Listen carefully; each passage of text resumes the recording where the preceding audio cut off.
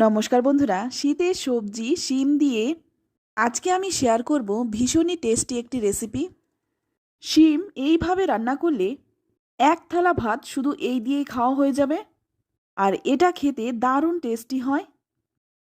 একদম ঘরে থাকা সাধারণ মশলায় রান্নাটি চলুন তাহলে দেখে নেওয়া যাক। প্রথমে এখানে দেখুন শিমগুলো আমি দুই পাশে শিরাগুলো ফেলে দিয়েছি আর লম্বা লম্বা করেই রেখেছি গোটা গোটা। আর নিয়েছি 4টে আলু, আলু 4টেকে আমি লম্বা লম্বা করে কেটে নিয়েছি। এবার প্রথমেই আমি একটা মশলা তৈরি করে নেব। তার জন্য এখানে নিয়েছি একটা বড় সাইজের টমেটো, নিয়েছি 3 টুকরো আদা আর 4টে কাঁচা লঙ্কা। ঝালটা নিজেদের স্বাদ অনুযায়ী দেবেন।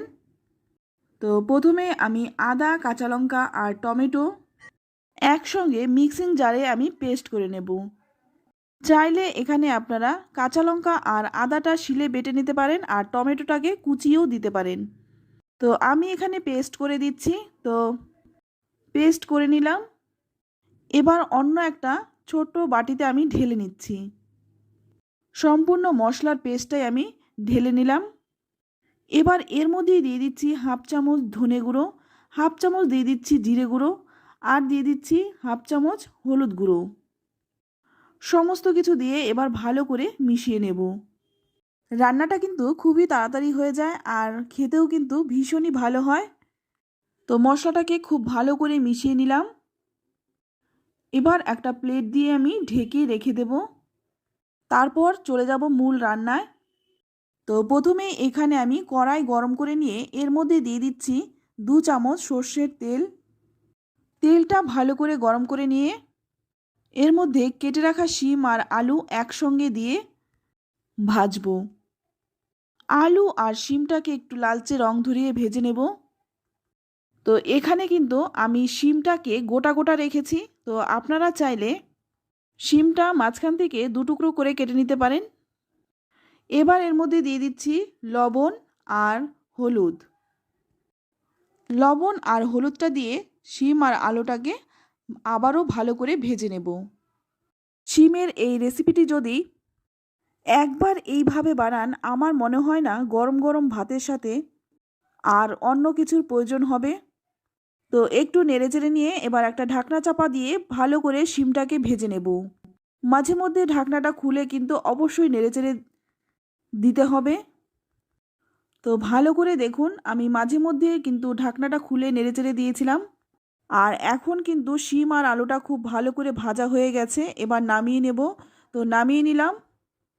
এবার ওই কড়াইয়ের মধ্যে দিয়ে দিচ্ছি আরও 2 চামচ সর্ষের তেল। ফোড়নে দিয়ে দিচ্ছি সামান্য একটু গোটা জিরে।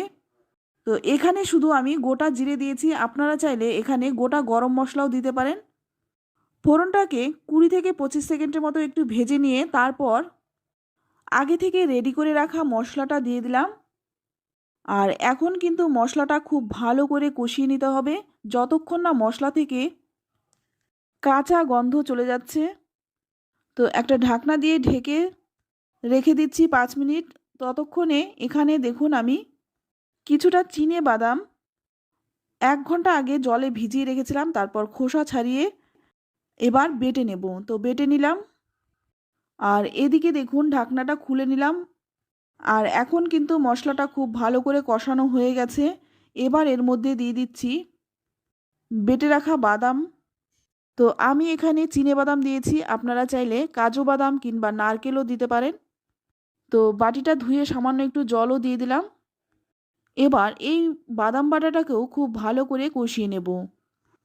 তো কালারের জন্য এখানে আমি দিয়ে দিচ্ছি খুব সামান্য একটু কাশ্মীরি লঙ্কার গুঁড়ো। চাইলে আপনারা এটা স্কিপ করতে পারেন। কাশ্মীরি লঙ্কার গুঁড়োটা দিয়ে খুব ভালো করে কষিয়ে নেব। একটু একটু করে জল দিয়ে মশলাটা কষাবো যাতে করে মশলাটা পুড়ে না যায়। তো এবার এর মধ্যে দিয়ে দিচ্ছি স্বাদ মতো লবণ। আমি কিন্তু শিম আর আলু ভাজার সময় লবণ দিয়েছিলাম, সে কথা মাথায় রেখে কিন্তু লবণটা দিয়ে দিলাম। লবণটা দিয়েও কিন্তু খুব ভালো করে কষিয়ে নেব। তো এবার একটা ঢাকনা দিয়ে ঢেকে মশলাটাকে কষাবো। তো মাঝে মধ্যে কিন্তু ঢাকনাটা খুলে একটু নেড়েচেড়ে দেবেন।